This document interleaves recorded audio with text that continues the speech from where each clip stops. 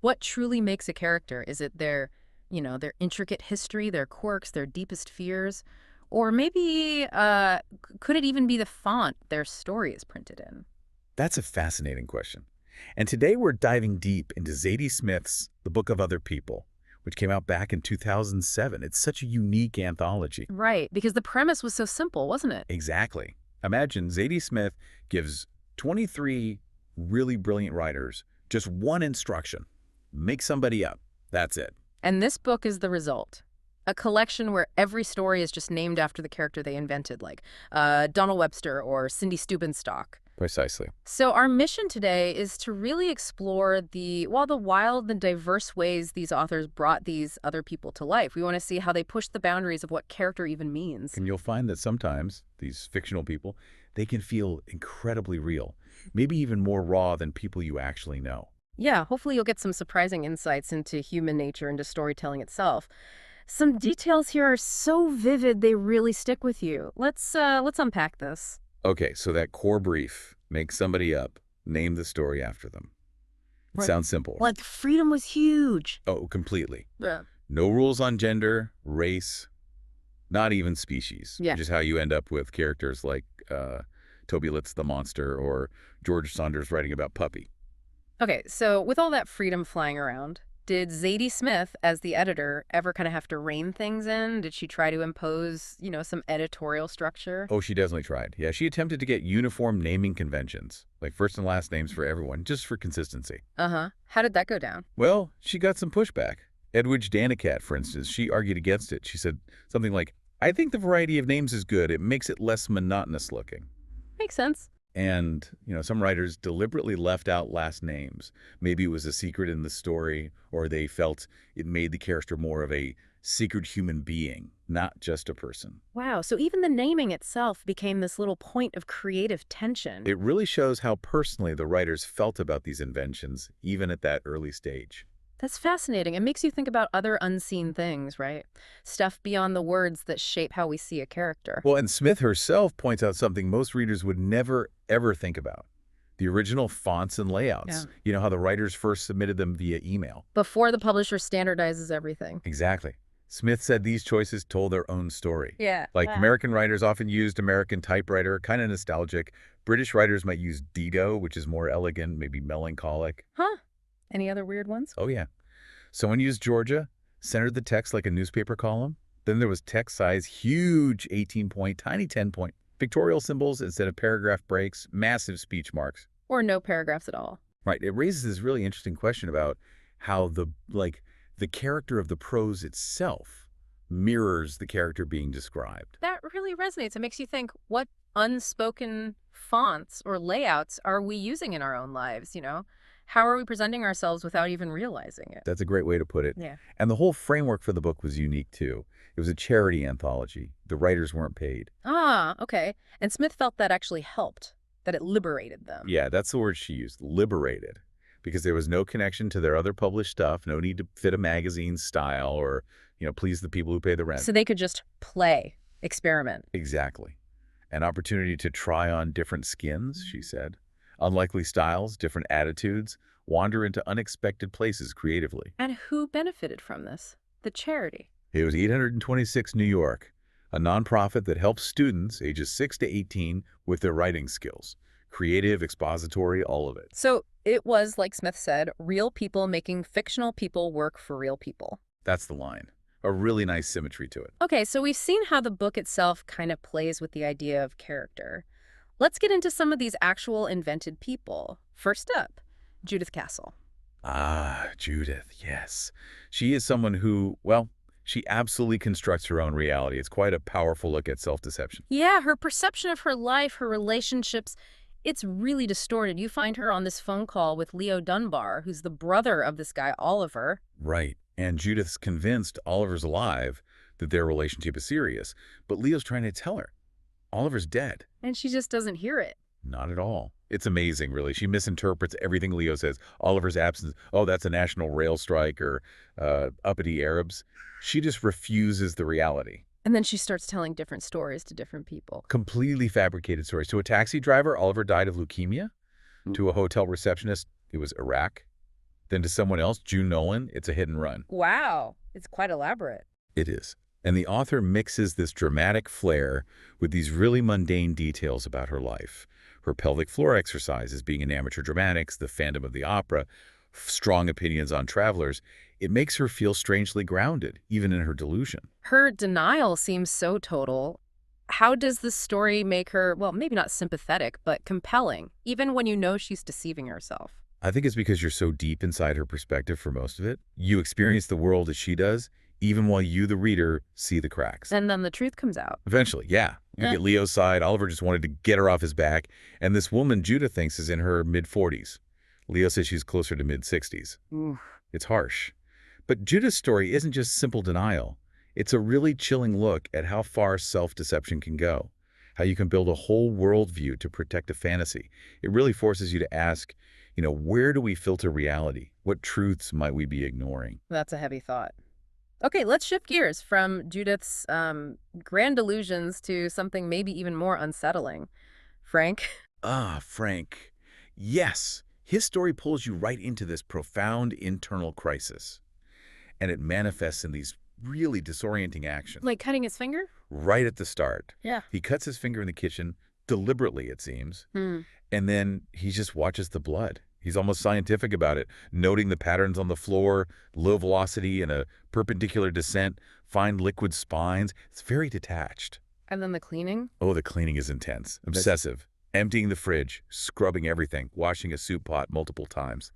It's like he's trying to scrub away something internal. Until his wife finds him. Yes. She arrives, confronts him, actually slaps him fast, both sides of his jaw, and then he just leaves, walks out of his life. And we find him later. From where? In a cinema, waiting for a film, but it's playing without any sound. And he just has this feeling of being broken or mad. What about his job? Doesn't he analyze crime scenes? Look for meaning in chaos? Exactly. That's the poignant irony. His job is in these invisible rooms, discerning signs of intention, direction, position, figuring out what exactly became of them. He brings order to external chaos professionally. But he can't do it for himself. No, he longs for a repeat button, for time, like on an old stereo, to go back, to avoid the din of grief, whatever it is he's grieving. Frank's story really shows how trauma can bubble up in these bizarre, methodical ways, this desperate attempt to impose order, even through self-destruction. It makes you think about that disconnect, right, between a professional facade and internal reality. Absolutely. Okay, next up is Donald Webster. His story feels different again, more about unspoken history, family stuff. Yes, definitely. It explores the lingering weight of the past, things left unsaid. Yeah. We find Donald isolated in Texas. He can't sleep. He's thinking about his mother, who died 6 years before. And there's this key detail about when she was dying, right? He made himself unavailable. Deliberately so. He was in New York, but had no cell phone. His apartment phone wasn't connected. He used payphones. Even gave a friend's number for deliveries. He basically disappeared. Why? What was he avoiding? Well, the story unfolds. He gets this unexpected upgrade to business class on his flight home for the funeral. At first, he thinks it's just airline policy. But it wasn't. No. He realizes it was Frances Carey, an Aer Lingus agent who knew him from when they were kids. She remembered him. And that triggers the memory of this childhood trauma, being left. Him and his brother Cathal were left at their aunt's house when their father was sick, and their mother just never contacted them during that time. He describes it as grayness, strangeness. It taught him not to trust anyone and not to talk about things that mattered. Wow. So that childhood abandonment echoes in his adult avoidance of his dying mother. Exactly. It's this moment of connection across decades, and it leads him to this double regret. He regrets keeping his distance from her, yes, but there's a harder truth beneath it, the feeling that she had never wanted me very much. Leaving him with just hollowness. Pain, regret, hollowness. Yeah, and his choice to be in Texas now, this place he calls Flatness, an unhaunted night where so much is empty because it was never full. It's like he's seeking an absence, trying to escape that history. Perhaps. It really shows how powerful family history is, even the silences, the gaps, how they can shape you for a lifetime. It makes you wonder, what unspoken histories might be shaping your own life right now. Definitely food for thought. Okay, let's move into some characters who are Maybe defined more by their unique perspectives, their quirks. Gordon, for instance. Ah, Gordon. Yes, he sees the world through this wonderfully eccentric philosophical lens. Very personal filter. Like his father's quote after he nearly lost an eye. Oh, that's memorable. We're all half blind in the face of divinity, and every man must suffer a little damage. That sets the tone, doesn't it? It does. And Gordon himself, he can find high romance out of an industrial scene. He mutters strange moral sums about the cause of Hamlet's unhappiness while underwater in the bath. And his analysis of baked beans, that's fantastic. Believing each bean has a certain value, some are eager for their own preferment, some have a remarkable orange luster. It's taking the mundane and making it profound. Yeah, and his writing style reflects it too, right? This fragmentary style that suits the frayed lives of Scottish old-age pensioners. Absolutely. Plus his weird little resentments, like his active resentment against fizzy water, a growing sense of hatred for it. Gordon's great. He really shows how just perception, a unique sensibility, can define everything. It makes you think about the little philosophies we all invent for ourselves, maybe without noticing. Definitely. Now, for a completely different kind of performance, Magda Mandela. Okay, Magda. Her identity seems like this huge, chaotic public spectacle. Oh, absolutely. She appears on her doorstep at 4:30 a.m. in a lime green thong, declaring she's a very talented woman, nurse, pilot, businesswoman, singer, mother, you name it. The self-presentation is something else, but the really wild part is her belief she's Nelson Mandela's daughter. Yes.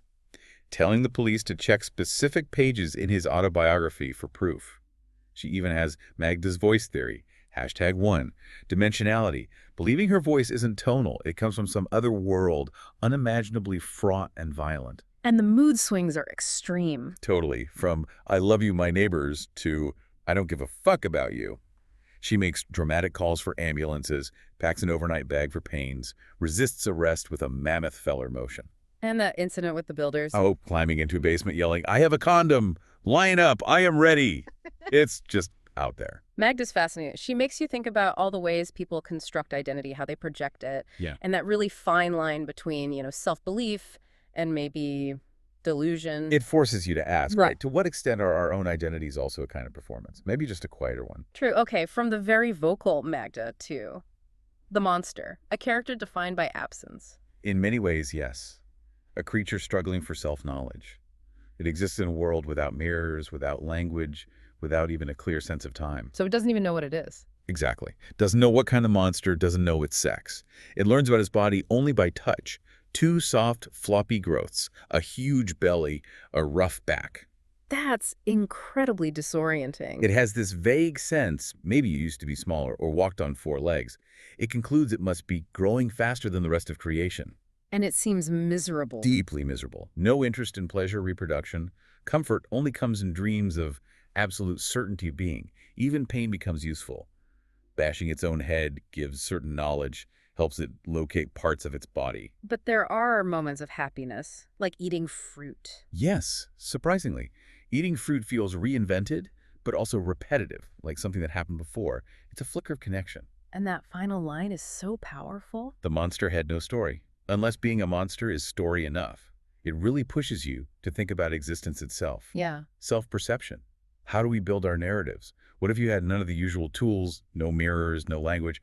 How would you even know who you are? A fundamental question. Okay, let's talk about Purkis Tooth, the eccentric critic. Right. Brilliant mind, but definitely eccentric, maybe bordering on paranoid. His physical description sets the scene. Turtle posture, slackness, receding hairline, old clothes, moldering tennis shoes, a wandering eye. And these ellipsistic moods. Yeah, these moments where he's just merely between, not depressed, not depressed, just in between. And he used to be a public artist, writing these rants on posters all over Manhattan, apparently brilliant critiques of media and culture. But the really defining thing is his issue with the font. The New Yorker font. Specifically, he has this extreme, well, the narrator calls it paranoia, that the font is controlling, perhaps attacking his mind. Seriously, what does he do about it? His solution is to retype articles in simple Courier, or literally cut up the magazine to shatter its spell. Wow, that's intense. It is. But he also has this incredible encyclopedic knowledge. He can connect a Columbo episode to silent film stars to obscure novels, just like that. And the narrator sees him as a key. Sees him as his ellipsis, a path to the world inside the world. even though it comes with the price of Perkis's intense migraines, his cluster. Perkis Tooth really makes you think about presentation, doesn't it? How much the way information looks affects us, and how a mind might build these elaborate defenses against what it perceives as a threat. It really does. What subtle things, what fonts in our own lives are shaping our thoughts without us realizing? Good question. Okay, one more peek into a very different world. Cindy Steubenstock, the ultra-wealthy bubble. Ah, yes. Yeah. Cindy and her Scarsdale sisterhood, Good. flying private to Miami because the idea of a commercial flight, oh, the horror. Airport security, forget it. And their cleaning routines are something else. Purell in the hair, never washing hotel blankets. One brings her own clean sheet to wrap herself in for sleepovers.